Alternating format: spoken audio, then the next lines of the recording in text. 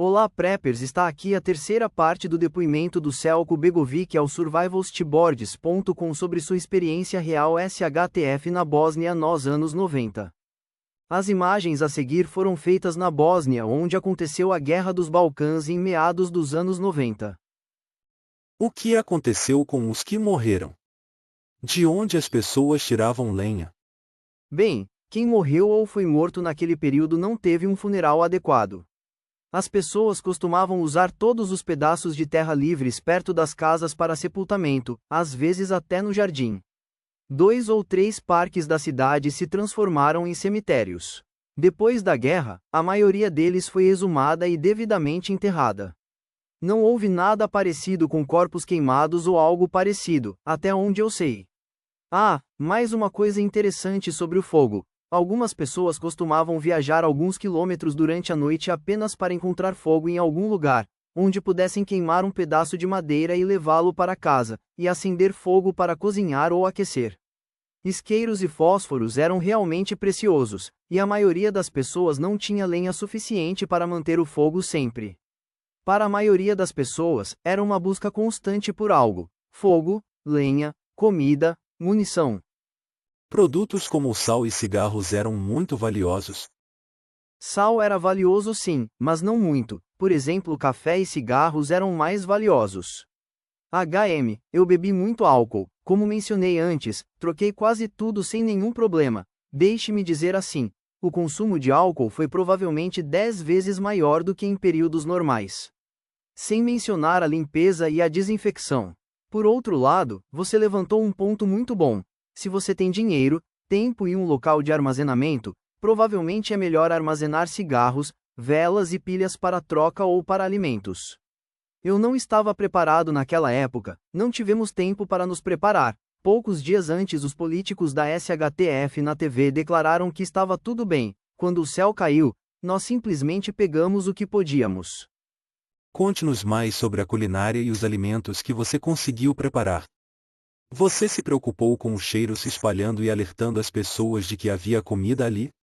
Sobre cozinhar, antes do SHTF eu usava eletricidade em casa para cozinhar e aquecer. Então quando tudo começou eu troquei algumas coisas por um velho fogão a lenha, coloquei na cozinha e consertei o cano de exaustão. Palavra certa? Através de um buraco na parede, eu uso isso para cozinhar e aquecer. Durante o verão, cozinhei no meu quintal, cerca murada, tijolos. Felizmente, quanto ao cheiro da comida, vou tentar imaginar a situação. Sem eletricidade, sem água encanada, esgoto desligado há meses, cadáveres em casas em ruínas, sujeira e bagunça, acredite, era muito difícil sentir um cheiro agradável. Não era como nos filmes, era feio, sujo e fedorento. Sim, tive poucos problemas por causa da culinária, apenas alguns, mas como eu disse antes, pessoas suficientes, devidamente armadas e com vontade de defender, e você pode lidar com a maioria dos problemas com isso. Provavelmente a situação seria diferente na natureza. Eu comia principalmente algum tipo de panqueca com ervas locais, não requer óleo de cozinha e muita lenha, e, claro, tudo o que eu podia conseguir e trocar. Arroz era bom de comer, mas não precisava de muita lenha. Acho que tive sorte, só algumas vezes comi coisas estranhas como pombos. Eu sempre tive algo para trocar, acho que isso me salvou, e armas, claro. Por que a noite seria mais segura do que o dia? Além do óbvio de ser mais fácil se esconder à noite, as gangues ficavam mais à solta durante o dia? Além disso, por que apenas grupos pequenos de 2 a 3 pessoas? O que aconteceu com os grupos maiores? 2. Por que você teria que sair à noite? Por exemplo, para onde você estava indo e por quê? 3. Como você lidou com a situação da multidão quando eles vieram atrás de você ou de sua família? 4. Você mencionou troca por balas, etc. Quantos tiros você fazia naquela época e quanta munição você tinha ou gostaria de ter? 5. Como vocês conseguiram determinar quem era inimigo e quem não era? Como conseguiram negociar com as pessoas e quando onde? 6. Que fortificações você fez em sua casa e que tipo de proteção você tinha em vigor? 7. Por fim, como vocês evitavam os atiradores de elite? Que precauções as pessoas tomavam contra eles? Primeiro, quase ninguém saía durante o dia por causa dos atiradores, a linha de defesa era muito próxima, então, o que quer que você tenha que fazer, você faz durante a noite. Negociar alguma coisa, procurar lenha, posso expressar o quanto isso era importante na cidade, e difícil. Procurar qualquer coisa, checar alguém, ir ouvir notícias, muito importante. Muitas pessoas morrem porque vão a algum lugar só para ver o que está acontecendo ou o que há de novo. Lembre-se, sem notícias, sem rádio, sem TV, nada, os boatos alimentavam muitas pessoas. Já expliquei, você pode ficar em casa e morrer de fome e frio, ou até mesmo de infecção de algum pequeno ferimento ou sair e arriscar sua vida. Tente encontrar, troque qualquer coisa útil. Eu tive situações envolvendo apenas minha casa, não precisa de muitos detalhes, tínhamos mais poder de fogo e uma parede de tijolos. Também tínhamos algo como vigilância de rua, as pessoas da minha rua eram bem organizadas, no caso de gangues, agora havia muitos tiroteios. Havia muito tiroteio na cidade, eu não tinha armas suficientes no começo, um rifle e uma pistola, Segunda Guerra Mundial, talvez 100 balas, depois troquei algumas coisas por mais rifles e munição, lembro que dei uma bateria de carro por 2 rifles. Quanta munição? Muito, o máximo que puder. Na maioria das vezes, você não consegue determinar quem é inimigo ou amigo, exceto minha família e alguns amigos de verdade. Todos os outros são inimigos em potencial. Quando seu amigo precisa escolher entre a morte do filho e a sua, pergunte-se quem vai escolher. Boatos: alguém te conta que um velho a alguns quarteirões de distância tem latas e está procurando munição ou algo assim. Você vai lá, como eu disse, você está sempre procurando por alguma coisa. Da mesma forma, algumas pessoas entravam na minha rua como comerciantes, com algumas mercadorias. Havia algo parecido com uma rua comercial durante a noite. Na verdade, eram grandes ruínas de um centro esportivo. Você podia ir até lá e procurar ou oferecer algo, mas não era controlado por ninguém, então era muito perigoso. Era bem primitivo, com muros de tijolos ao redor da casa, sacos de areia nas janelas e portas. Sobre esses sacos usávamos o que fosse possível, grandes pedaços de metal, pedras. Dentro da casa colocávamos todo tipo de coisa nas janelas. Só sobrava uma pequena abertura para o rifle, sempre 5 membros da família prontos para lutar, um sempre do lado de fora, na rua, escondido. Situação da idade da pedra, rosto levemente sorridente para evitar atiradores, ficávamos em casa durante o dia, não tanto os atiradores noturnos, mesmo durante a noite nunca andávamos abertamente nas ruas, se é que podíamos evitar isso, sempre atalhos, por meio de ruínas, rápidos e silenciosos. Como foi sua situação no banheiro? Aonde você foi? Tinha algo para limpar?